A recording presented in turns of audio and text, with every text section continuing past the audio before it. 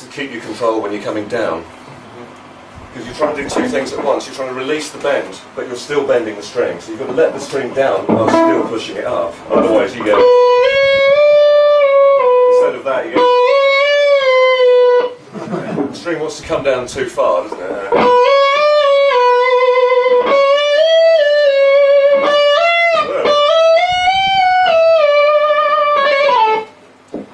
So messing around with that is good for you, and sort of one moment, the best thing in the world, I think, this is where it starts to get trickier, is chromatic scale. How in tune can you bend several notes of a chromatic scale?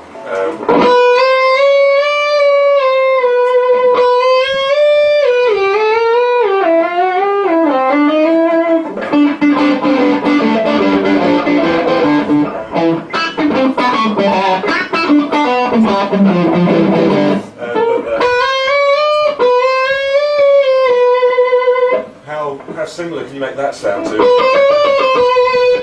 Of course, the real test is to pick every one of those.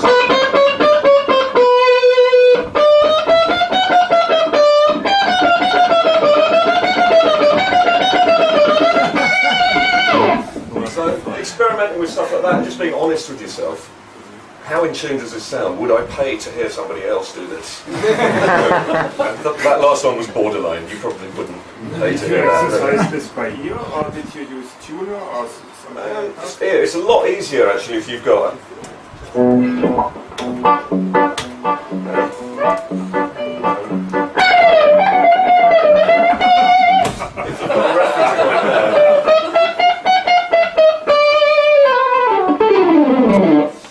So, you might enjoy that. Just concoct an exercise that's on the verge of what you consider possible, and really home in on the tuning of it.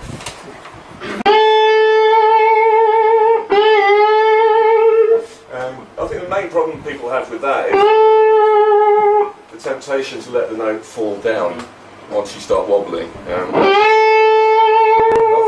Actually doing that, you bend the note up to pitch, and then when you start wobbling, I think what you're doing is bending slightly sharp, and then doing this rocking motion with your hand. If you just leave the bend where it was and start rocking, it will sound as if it's going flat.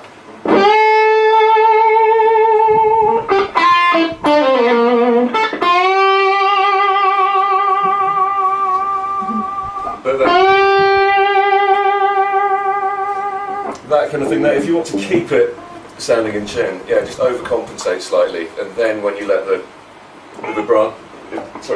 vibrato motion kick in, you should retain the semblance of pitch. Your ear can play tricks on you like this. I think if you add vibrato to a note that isn't bent,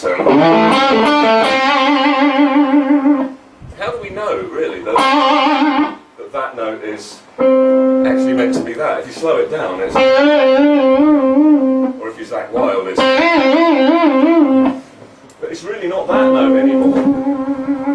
Our ear's going to forgive it and assume it's still that note but with vibrato.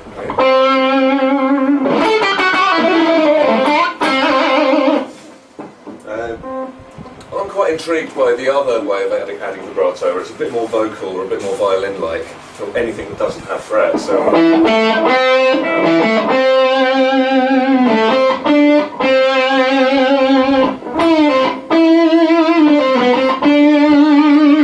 where it sounds a little sweeter, a little more Brian May, I think, rather than...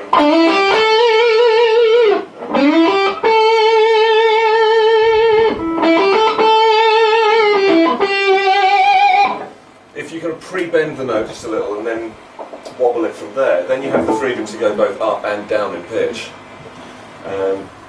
Maybe we do need a chord there, you'll hear what I mean, a little bit more.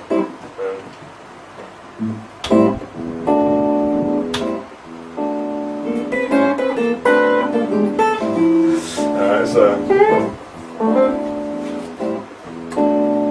over that kind of thing.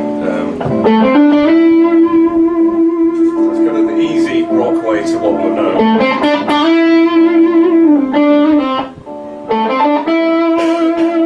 Sweeter way.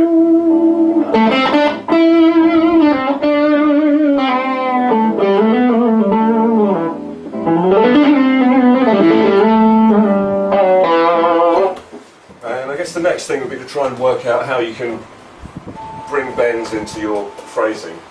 And what can you do apart from just play a note and then bend it?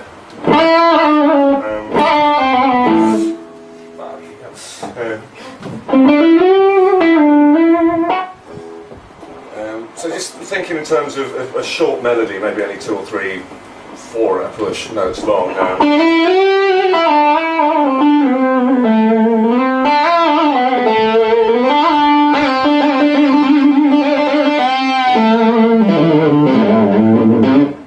And seeing how many different places you can apply a bend where you would normally maybe hammer on or pick a new note.